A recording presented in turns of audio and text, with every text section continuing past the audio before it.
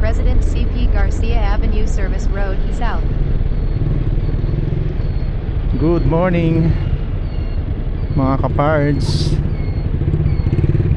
We are going to SEC Moto Supply main branch. Bibili tayo ng top box bracket nito.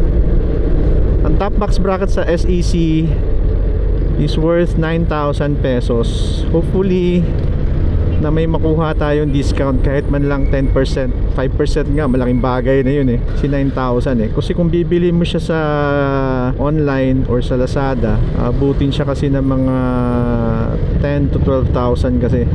So malaking bagay na yung sa SEC Moto Supply. So pupunta tayo ngayon doon sa kanila. Yun ang purpose natin kung bakit tayo nagmotor at gamit natin to. So ang pangalan pala ng ating motor is si David. Bakit David? Kasi siya yung pumatay kay Goliath. Yung mata ko parang ano para alam mo yung bagong gising na may mga muta-muta pa. Ganun yung feeling ko. Hindi kasi ako naligo eh. Mamaya na ako maligo, sayang tubig. Mamadali ako kanina. Papa-enroll tayo doon sa Ride Academy. Wag lang muna ngayon siguro. Pero magpapa-enroll ako doon, promise yun. Yun ang advice sa akin ng kaibigan ko pag may problema. Pag may problema ako sa mga liko-liko, doon daw ako magte-training. Suotin ko sana yung SAC ko na ano, na orange, red orange, kaso parang iba yung heat nun eh. Medyo mainit siya pag mainit yung lugar. Pero pag malamig, masarap yun. Malamig din yun. Kaya hindi pwede sa mga ganitong oras yun. Pwede naman, pero tiis-tiis lang pogi. Kasi para at least ma-appreciate ng SEC na gamit nila yung gamit mo yung ano, yung jacket nila. Problema lang mga parts kasi baka isipin nila kinuha ko sa shelves nila. Yung jacket na yun talaga, maganda yun talaga. Pwede yung pang araw-araw nga kung nasa office ka, pwede. Maganda siya talaga. Wala lang pads sa, ano, sa dibdib, pero meron siyang pads sa shoulder, sa likod. Para tong reach ako, yung reach ako na jacket, ganito lang. Sa gilid lang, sa kamay lang yung may pads. Tapos sa shoulder, sa likod. Likod ko nga, hindi ko pa nilalagay eh. Mainit kasi. Ano naman takbo ko? 41. Takbo natin parts. Kaya hindi ko talaga pwedeng magano. Hindi ko pwedeng mga mabibilis na motor. Masaya yung party kagabi ah. Parang natuwa naman ako. Kahit binubuli nila ako, mga walang iya kayo. Papangit naman ang mga boses nyo. Joke lang. Tapos nakipag-duet si DJ DLS sa akin ng My Way. Hindi man lang na-videohan. Gusto pala niya mag My Way din. Ang iyang buhay eh. Yun lang pala yung kanta ng alam niya. Gusto pala mag My Way. Sayang hindi na-videohan yun. Kaso hindi kasi pwede ma-videohan yung taong yun eh. Bawal. Ayaw magpakita ng mukha. Siguro pag may mag-sponsor sa akin ng helmet, gusto kong helmet na sponsoran ako, ayun eh, SEC eh, or SEC, yun lang, okay na siguro yun. Ito mo pinangarap mag HJC or LS2, wala pa kasi silang mga, kung gusto ko lang naman. Bakit ako gusto mag ano sa SEC? Maganda yung mga helmet nila eh, yung Aero, yung ano pa ba? Continue straight. Yung Aero, tapos mga carbon fiber nila magkagaan. Okay naman. Ka-Bergs. Gusto ko rin yung Ka-Bergs nila. Pero isa sa mga pangarap kong helmet, maliban sa Shoei, parang hindi ko na-ibenta yung Shoei ko. Yung ano talaga, yung Schubert mga parts. Modular yun eh. Pero gusto ko talaga siya. Parang Nolan lang yun eh. Oh my God. yan. Is it going to rain? Yan ang gusto ko dito sa XADV na to. Pag nasa madilim ka, automatic nag-high beam siya. May parang, hindi naman high beam, 400 meters. nadagdagan yung Use ilaw right niya. 2 lanes. Kinakantsawan ako sa kinakantsawan ako ni Johnny. Puro daw ako XADV pag may mention. Hindi naman ako proud, hindi man ako ganun ka-proud masyado. Konti lang. Alam ka naman, Butch, ang sabihin ko, yak. Yak, kadiri yun.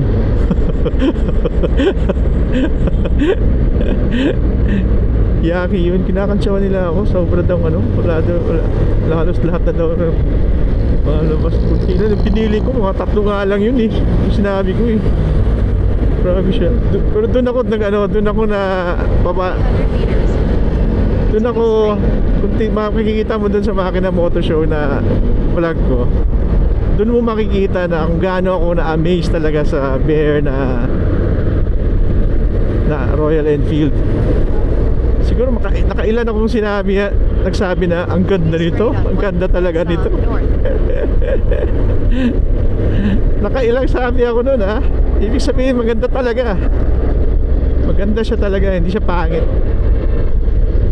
Ang itsura ng Bear, EDSA North. ang itsura ng Bear kasi parang ganito eh.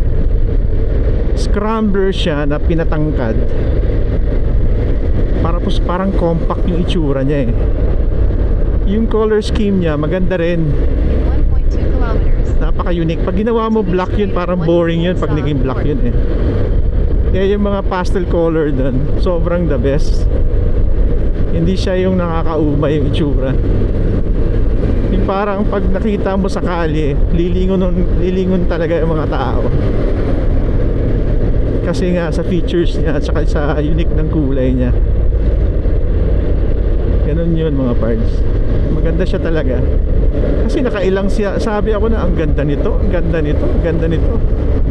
Pero yung XADV ko na sinabi ko, kunti lang yun ha. 3 lang yun eh. Loko talaga to si bully ka talaga kayong dalawa ni Nick. Magsama kayong dalawa para kayong mga mag-ama. Alam niyo ba mga parts na taga-Caloocan ako dati? Dito ako nagnegosyo. First negosyo ko dito sa Manila is dito sa Caloocan. Kung nag-franchise ako ng Julie's Bake Shop. Kung familiar kayo dyan, dito ako sa sa Caloocan. Pero kung tutuusin talaga mga parts, sa totoo lang, ayoko umalis sa Davao eh. Mura kasi ang pagkain doon parts. Compare dito na napakamahal. Problema lang sa Davao kasi magiging matapang ka doon eh. Ang tatapang ng mga tao doon talaga. Totoo lang. Taga Davao ako Kaya medyo 300 meters. kung ano yung Roundabout, take the third exit. kung ano si Duterte, ganun ganun ako magsalita. Adapt ko yun eh. And to be honest, bumait ako dito sa Manila, promise. Nagiging respectful ako dito sa Manila. Hindi naman dito ito itong lugar na to. Dito sa diyan Yan sa lugar na yan. Diyan ako nagnegosyo sa monumento. Buti na lang walang trabaho ngayon kaya konti lang yung motor at saka kotse. Tapos kahit sabihin natin Christian na ako sa Davao, mas nagiging Christian ako dito.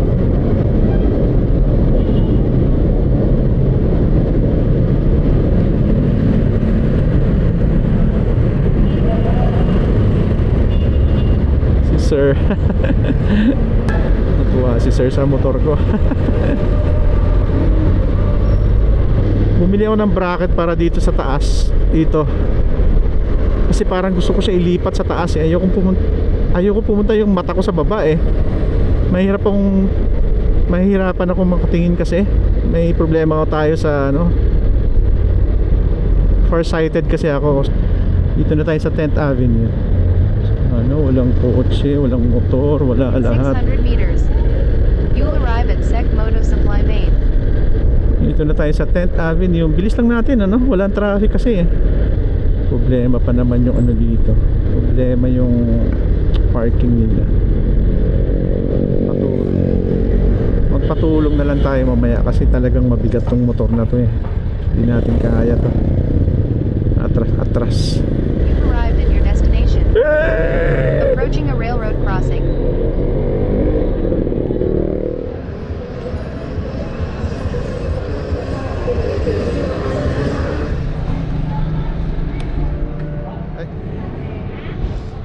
Thank you, Chipa.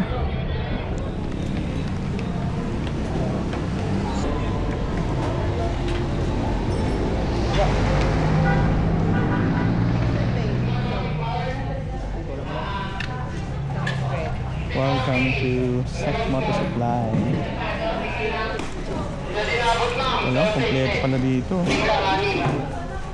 yung kulay? Ako yung nag-order na para sa XADV na bracket. Apo. Yeah. Pinalo ko na po. Oo. RJ. Ang ganda nito, RJ, ha? Parang gusto mo, may libre ba yan?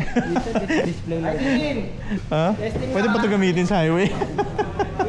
Ano yan sir? Pang extra boost yan. Naka LPG. Kaya nga, ang ganda, oh. Ito sir, rice cooker. May kasama sa Kaya nga, no?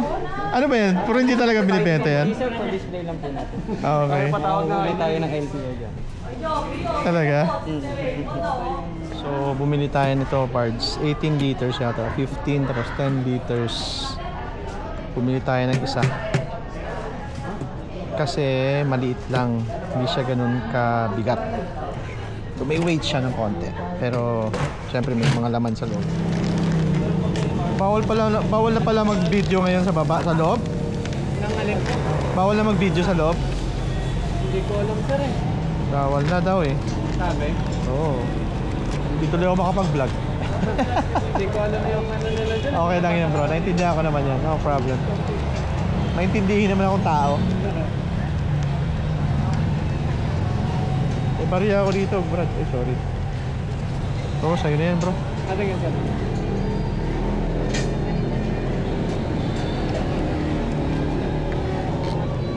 Dito na lang ilagay siguro yan sa loob. Papatong ha. Yes, sec. 1,000 pesos. Sobrang ganda. Pwede rin siya ilagay dito, ano? But then sir, nagkamali lang yung ano dyan eh. Oh, mali lang yung ano, spelling. Sec Moto Supply.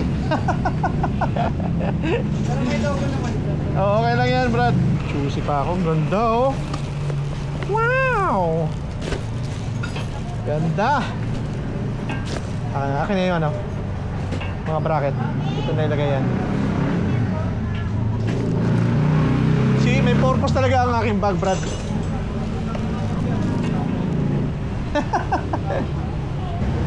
Wow, ganda. Pero walang pangalan na sekto, no? Wala sir. Wala eh. Wala po. Ganda. Tagal ko nang gusto niya, mahal kasi. Diesel. Mahal din kasi motor mo sir eh. Sorry na. Kasya pala siya sa 21 na model. Oh, same lang. Wala po.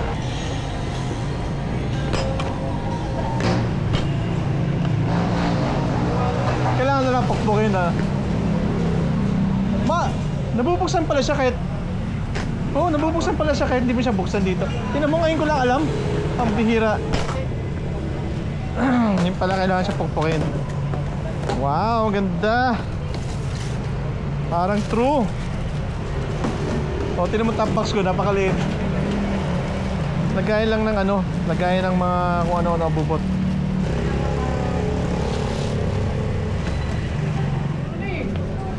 Diba? Kaya nalagay lang ng mga kung ano abobot.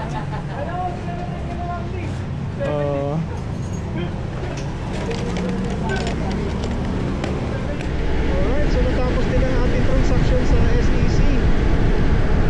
Sobrang the best. Bumili tayo mga parts na backpack. Kasi naka-same backpack na 2,000. Same backpack na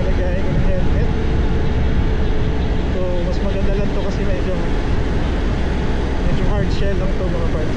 Kaya maganda siya.